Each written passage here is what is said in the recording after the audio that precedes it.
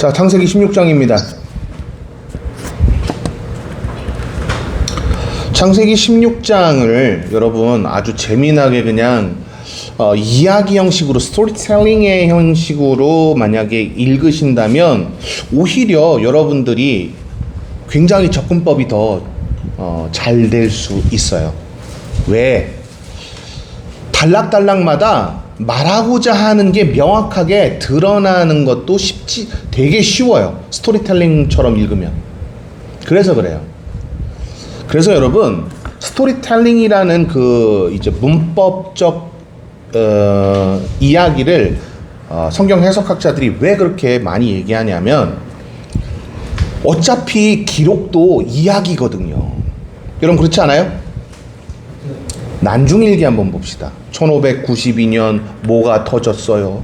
임진왜란 터졌죠? 임진왜란이 터진 이후에 어떠한 일이 일어났고 뭐 했었다. 그런데 나는 어디에 있었고 뭐 했다. 자, 이렇게 난중일기가 이렇게 시작이 되거든요. 그럼 여러분 보세요. 그거를 딱 보면 뭐예요? 이야기예요. 기록이지만 어차피 누군가에게 전달하기 위해서는 뭐가 필요한 거예요? 이야기와 같이 쉽게 읽힐 수 있도록 쓰여지는 게 중요한 거예요. 이해되셨나요? 오케이. 자, 그래서 우리가 문법이 제가 그래서 중요하다고 말씀을 드리는 건데, 그 중에도 특히 중요한 게 바로 창세기 16장이에요. 그 문법을 이해하고, 스토리텔링에 관한 문법을 이해하고 단락단락마다 어떤 의미를 지녔는지를 명확하게 찾아낸다면 여러분은 성공할 수 있어요. 어떤 걸? 성경 보는 눈을 가지는 것에 대해서. 시작해볼까요? 자, 첫째는 분명히 묵시절 혹은 아니면 전제절일 가능성이 높아요. 왜죠? 히브리 문법은 언제나 첫 구절에 뭘로 시작하죠? 대전제 아니면 뭘로 시작해요? 묵시절로 시작하기 때문입니다. 그 문법은 여러분 명확하게 기억하고 계셔야 합니다. 누가의 글과 그래서 달라요. 누가복음하고 마태복음하고 비교해보면 전제절 혹은 묵시절이 누가복음에는 어디에 등장할까요? 첫 번째에 등장하는 경우도 있지만 그가 헬레니적 사고로 또 설명하는 내용이기 때문에 중간에 등장하거나 마지막에 등장하는 경우도 있어요. 그래서 누가복음은 조금 난해하게 해설하지 않도록 주의해야 해요. 물론 여러분 저하고 같이 한번 다시 읽어볼 거니까 전혀 염려하지 않으셔도 돼요. 자, 그 다음 시작할게요. 아브라함의 아내 사레는 아이를 낳지 못했습니다. 이게 묵시절이에요. 이걸로부터 시작이 되는 거예요. 원인은 뭐 때문이에요? 범죄를 저지른 원인은 뭐 때문이에요? 여러분, 고대 근동사회에서 신본주의 국가 엘람, 엘림, 비아크, 그리고 고고학을 내가 또 얘기하고 있네. 성경에 나오는 나라들 중에 여러분, 아브라함만 하나님의 나라였나요? 살람이라는 나라 있었던 거 아세요? 그거 기억나요? 그렇죠. 살람이라는 나라도 있었죠. 그렇죠. 예. 여러분, 하나님의 나라, 신본주의라고 하는 야훼를 섬기던 나라의 특징이 있어요. 그 특징 중에 하나는 뭐예요? 하나님의 절대 주권을 무시하면 반드시 죽인다예요. 둘째는 뭘까요? 하나님이 세우신 가정을 파기하면 반드시 내가 너를 죽인다예요. 성공시키지 못한다. 예요.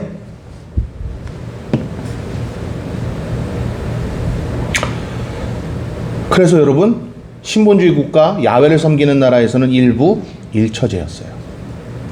이해되셨죠? 근데 어떤 일이 벌어지는지 한번 보십시오. 자, 묵시절에 뭐라고요? 아내 사레는 아이를 낳지 못했어요. 원인은 뭐였죠? 온전한 하나님을 향하지 않았기 때문에 하나님이 그때 당시 복을 허락하지 않았다는 것을 우리는 눈치챌 수 있죠? 그런데 전혀 또 하나님의 방법과는 다른 것을 해요. 그러함에도 불구하고 하나님은 아브라함에게 한 약속을 지키기 위해서 어떻게 하시는지를 여기에서 등장시키고 있다는 거죠. 봅시다. 그녀에게는 이집트 출신의 여종이 있었는데 그녀의 이름은 뭐라고요? 하갈이었습니다. 예, 사레가 아브라함에게 말합니다. 야훼께서 내가 아이 낳는 것을 막으시니 내 여종과 뭐라고요? 동침하십시오. 어쩌면 내가 그녀를 통해 아이를 얻을지 모릅니다. 자, 사레는 지금 자신의 의의가 지금 드러나서 어떤 행동을 하는 것처럼 이야기가 스토리텔링 되고 있나요? 자기 의의가 너무 크죠. 일단 아이를 가져서 내가 수치를 없애고 싶은 그 의의가 굉장히 크죠. 근데 여러분 그 의의가 크다면 하나님을 더 의뢰해야 되는 거 아닌가요? 그렇죠. 그랬다는 거죠. 자, 그래서 아브라함의 아내 사레가 자기 여종인 이집트 여인 하갈을 데려다가 자기 남편 아브라함에게 아내로 준 것은 아브라함이 어떻게 했다고요? 가나안 땅에 살기 시작한 10년이 지난 그 이후부터입니다. 자, 그렇게 75세에 하나님 앞에 젊은 시절에 혼나고 계속해서 연단 받으면서 75세야 비로소 하나님 온전히 섬기기로 했는데 또 이런 일이 발생한 거예요. 맞죠? 아브라함이 하갈과 동침하니 누구 말 들어서 하갈과 동침했어요? 사레. 자, 이거 세이레모가 뭐라고 얘기했냐면 서술로 본 모세오경이라는 그 책에서 세이레모는 이런 얘기를 해요. 아담과 하와의 그 모티베이션을 그대로 모세는 사용했다. 누구 말 들었어요? 여자들이 속삭였어요. 그죠? 근데 여러분 모세가 왜 그랬을까요? 왜 그러면 아담과 하와 이야기처럼 지금 또 아브라함 이야기가 등장하는 것처럼 또 그렇게 묘사를 시키면서 비교하게 의도적으로 만들었을까요? 이거에 대해서 어떤 고고학자라고 얘기 안 하고 그냥 팀으로만 얘기할게요. 그러면 엑소더스 팀이라고 제가 말씀드렸을 거예요. 그 다큐멘터리 찍은 고고학 팀입니다. 엑소더스 팀이라고 이집트에 있는 이집트 탐사하는 팀이에요. 그 팀이 밝혀낸 사실 중에 하나가 있는데요. 아브라함이 있었던 BC 15세기 혹은 16세기, 14세기 아무리 리버럴하게 잡아도 12세기라고 치자. 그 시대에는 여자들의 힘이 남자들의 힘보다 월등히 셌었다. 이렇게 얘기했어요. 근데 실질적으로 문헌들을 바라보면 여자들의 파워가 셌던 게 맞아요. 이해되시죠? 왜 그랬을까요? 너 아이 안 낳아줘? 이러면 어떡할 거예요? 이해되셨죠? 그래서 무조건적으로 누구 말을 들었다고 이제 엑소더스 팀이 얘기하냐면 아내의 말을 무조건적으로 순종하는 것이 그때 당시에 전통이었다고 얘기해요. 네. 이해되셨죠? 근데 이거는 하나님의 말씀을 들어야 되는데 아내의 말을 들은 거죠. 지금 어떤 죄를 저질렀어요? 가정을 파괴하는 죄. 그래서 어떤 일이 일어나요? 그래서 결국 자기 아들인 이스마엘을 죽어요? 봐요? 죽자마자 이스마엘이 오잖아요. 그죠? 결국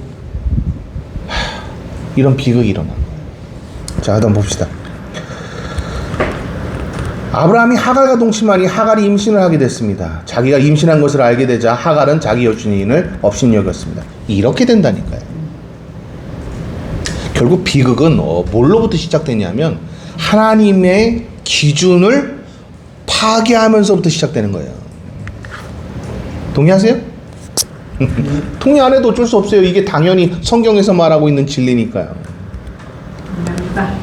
그러자 사레가 아브라함에게 말합니다. 내가 당하고 있는 이 고통은 모두 당신 책임입니다. 내가 내 종을 당신 품에 두었건만 이제 그녀가 임신했다가 나를 멸시합니다. 야훼께서 당신과 나 사이에 판단하시기를 바랍니다. 이럴 때는 꼭 하나님 이용하죠. 이렇게. 그죠? 자기가 일 저질러 놓고 자기가 일 저질러 놓고 우리 맨날 뭐라 그래요? 하나님 도와주세요. 그러지 않아요? 여러분 도와주세요 먼저 하지 말고 잘못했어요 먼저 좀 합시다. 그죠? 네. 맨날 도와달라고 얘기하면서 잘못했다는 얘기는 안 해요. 그죠? 하나님 잘못했어요 라고 얘기해야죠. 아브라함이 말합니다. 당신의 여종은 당신에게 달렸으니 당신 좋을 대로 그녀에게 하시오. 그러자 사레가 하갈을 학대하기 시작합니다. 하갈은 사레 앞에서 도망칩니다. 뭐 때문에 도망쳐요? 학대로 인해서 도망치죠. 그때 야훼께서 천사가 광야의 샘곁 곧 그 술에 있는 샘에서 그녀를 만나게 됩니다. 천사가 말합니다. 사레의 종 하갈아, 네가 어디서 왔고 어디로 가느냐? 그녀가 대답합니다. 저는 제 주인 사레를 피해 도망치는 중입니다. 그러자 야훼의 천사가 하갈에게 말합니다. 네 여주인에게 돌아가서 그녀에게 오라고요? 복종하라. 왜 그랬을까요?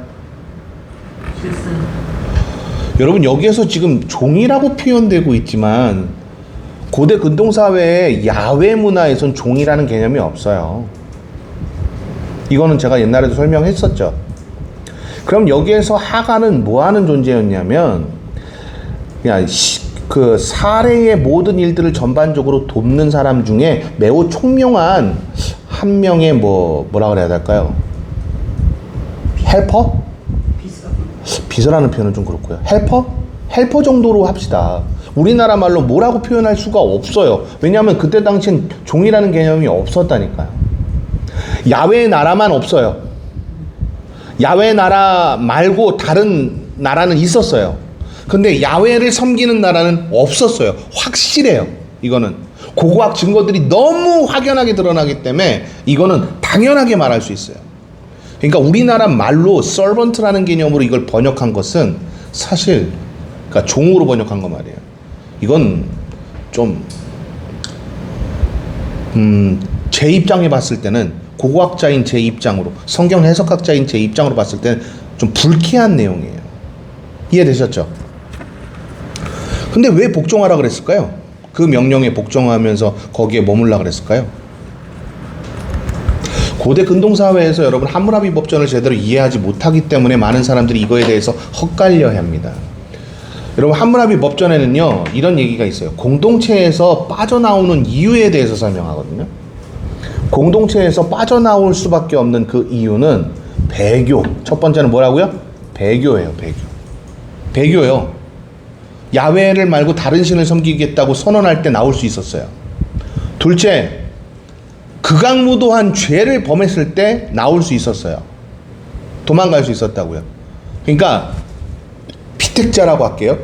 그러니까 어떤 사람이 그 문화에서 엄청나게 극악무도한 죄를 저지른 거예요. 이걸 보고 난 여기 있기 싫어 하면 나올 수가 있었다고요.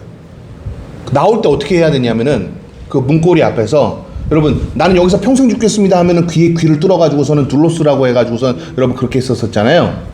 근데 그때는 좀 반대로 하는 거예요. 어떻게 하냐면 난 이 집에서 내 모든 권한과 모든 능력들을 야훼 하나님께서 말씀하신 대로 빼내겠습니다 해가지고요. 거기에 있던 그 텐트 비슷한 게 있어요. 거기에 이렇게 덮어 있는 그걸 뭐라 그러죠? 그 덮개라고 해야 되나?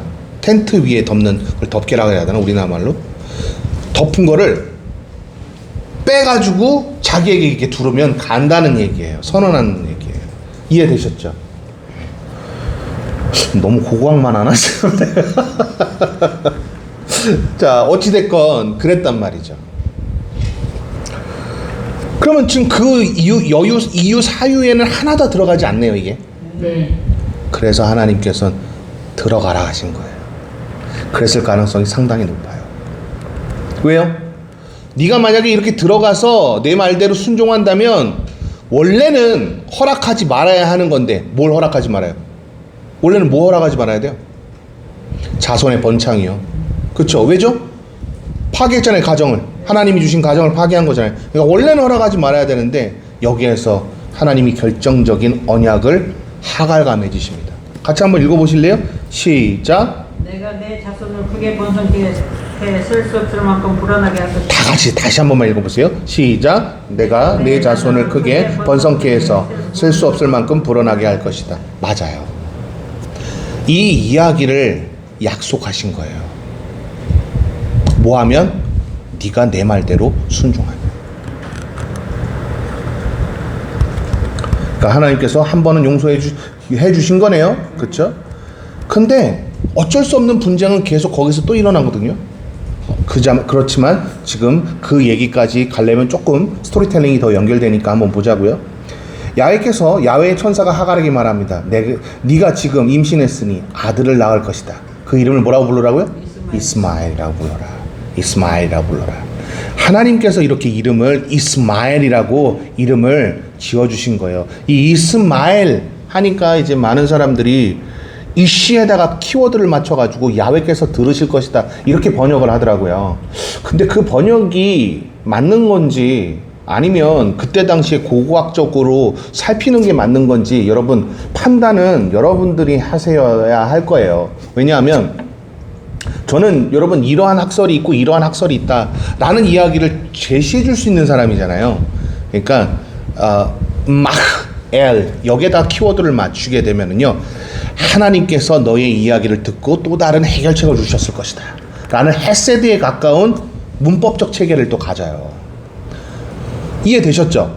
그러니까 이스마엘이라는 뜻은 여러분 하나님께서 너의 모든 것들을 들으실 것이다, 들어주셨다, 이렇게 판결을 내리는 개념으로 사용한다면 뭐 그렇게, 그러니까 이시라는 개념, 쉐마라는 이 개념에다가 초점을 맞춘 해설이에요. 그런데 이거를 엘로힘 이 개념에다가 초점을 맞추면 그거하고는 좀 다른 견해, 또 다른 해결책을 너에게 주셨다는 걸 믿어라, 이런 개념인 거죠. 이해되셨죠? 뭐일 것 같으세요? 저는 성경 해석학자로 만약에 제가 접근을 한다면 전 후자를 선택하고 싶어요. 후자를 선택하고 싶은데 첫 번째 그렇다고 해서 첫 번째 해설이 틀렸냐? 그렇지는 않아요. 어찌됐건 그때 당시에 이 두 가지 해설은 동시에 존재를 했어요.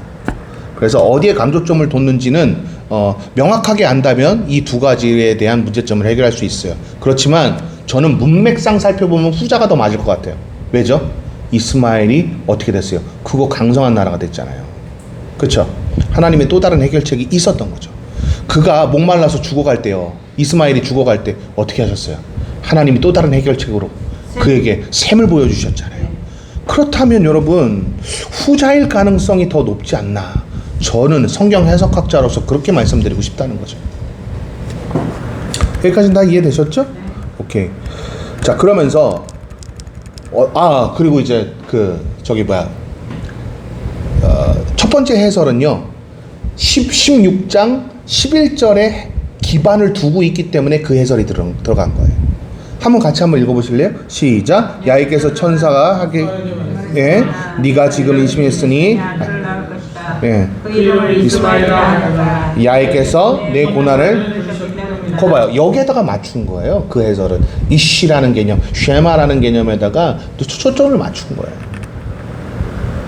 그러니까 그렇게 초점을 맞추고 해설을 해도 별로 나쁘지는 않지만 문맥상 단락단락들이 연결돼서 이어진다면 후자가 더 가깝지 않냐, 그렇다는 거죠.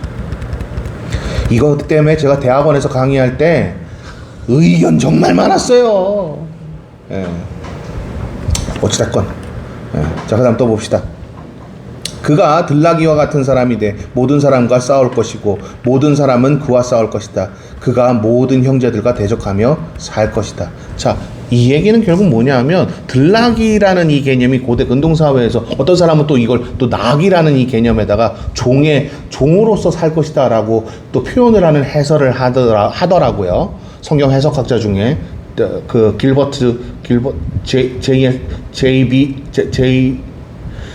아무튼 제이 모 길버트예요. 제이 모 길버트인데 어떤 사람 그런 성경 해석학자도 있어요. 그런데 그건 좀 너무 많이 나간 것 같아요. 고고학자들은요 이 들나귀의 개념을 알아요. 여러분 들나귀가 뭐예요? 한번 여러분 알고 계신 분 한번 얘기해 보세요. 들나귀가 뭐죠? 나귀는 이제 종을 태우는 순종이잖아요. 길들여지지 않는 나귀. 근데요 고대 근동사회에서요 페레아라는 단어 있잖아요. 이 페레라는 히브리어 페레아라는 이 단어가요 그냥 나귀를 뜻하는 말이 아니고요 빨리 달리는 말 종류를 얘기하는 거예요. 그러니까 용사, 멋진 그런 걸 상징할 때 페레아라는 단어를 썼어요. 들나귀가 거의. 네, 페레아라는 단어를 썼었어요. 그러니까 고고학적으로 봤을 때는 그가 들나귀 같은 사람이 될 것이다라는 얘기는요 그의 후손들이 다 어떻다라는 거예요. 매우 굉장히 힘이 세고 용사가 될 것이다. 그래서 많은 사람들과 대적하면서 정복전쟁을 펼치는 자가 될 것이다. 이런 표현을 썼을 가능성이 높다라고 얘기해요. 그죠? 네, 말보다 빠르고 튼튼하며 전차를 끄는 데 사용되었으며 거봐. 이는 이 인류가 만든 최초의 잡종 가축 중 하나로 그쵸? 거봐. 거기 혹시 OAI로 찾은 거예요? 네. 거 봐요. 고대사에서 불나게 대사. 거 봐요. 맞죠? 그러니까 안상규가 고고학자인데 그걸 모르겠냐고요. 그러니까 우리가 어설픈 해설은 위험하다는 거예요. 어설픈 해설. 모르면 제발 목회자들한테 진짜 부탁하고 싶은 게 모르면 제발 배경을 OAI라든지 챗 GPT 근데 AI가 더 거기에 그런 걸로 찾아서라도 좀 공부 좀 해라. 저는 좀 이 말 좀 하고 싶어요. 고고학을 전공하지 않았다면 성경 해석학을 전공하지 못해서 해설을 못하겠다. 그럼 좀 공부 좀 하라는 거예요. OOA 5.AI 그거 가지고 좀 공부 좀 해라 이거예요. 자, 이해되셨죠? 그러니까 이스마엘의 후손들은 다 어떻다는 얘기예요? 다 튼튼한 용사처럼 될 가능성이 높다는 거죠. 그런데 실질적으로 그런 일이 이루어졌어요. 이스마엘의 후손들이 다 그렇게 용사가 됐어요. 여러분, 우리 성경에서 그럼 대표적으로 이스마엘의 후손 중에 유명한 사람 있지 않아요? 엘리사 시대 때. 어느 누구도 그때 당시 강대국들도 이 사람 앞에서는 쫄아가지고 맨날 그랬던 사람이 있었죠. 나아만이요. 제가 성경의 인물로만 여러분한테 설명했는데 고고학적으로 인물을 따져보면은요, 그때 당시에 이스마엘을 통해서 퍼져나갔던 고대 국가들이 되게 많아요. 그 고대 국가들에 대한 이야기는 제가 또 여기서 하면 머리 지진나잖아요. 그러니까 제가 그 얘기를 안 할게요. 아셨죠? 오케이. 자, 그 다음. 하간은 자기에게 말씀하시는 야훼의 이름을 주는 나를 보시는 하나님이라고 불렀습니다. 뭐라고요? 주는 나를 보시는. 그래요. 주는 나를 보시는 하나님이요. 예. 아탈 엘 라키 엘 죄송해요. 직역하면 나를 계속해서 보시면서 내가 부족한 것들을 하나하나씩 채우는 하나님, 이런 뜻이에요. 이해되셨나요? 제가 히브리어 써서 죄송해요. 히브리어는 다 잊어버리세요. 자, 다음. 그래서 그 셈은 부엘라 헤로이의 배로 불리게 돼요. 자, 부엘라 헤로이. 부엘라 헤로이. 이해되세요? 자, 엘 그러므로 캔 코라 불려지게 됩니다. 어떻게 해요? 라 그리고 바엘 그 셈이. 아유. 또 히브리 쓰고 있네. 아, 어떡하지? 아니 이거를 해석하려면 해야죠 그럼. 아니 그냥 이걸 한글로 그러니까 한글로 해도 되는데 제가 지금 해설을 아이고 이거 잘라야 되나? 아니 그냥 가도 돼요? 예. 부에르 라히. 아우. 나 왜 이러니 오늘. 나 왜 이러니. 자, 이 부엘라 헤로이라는 이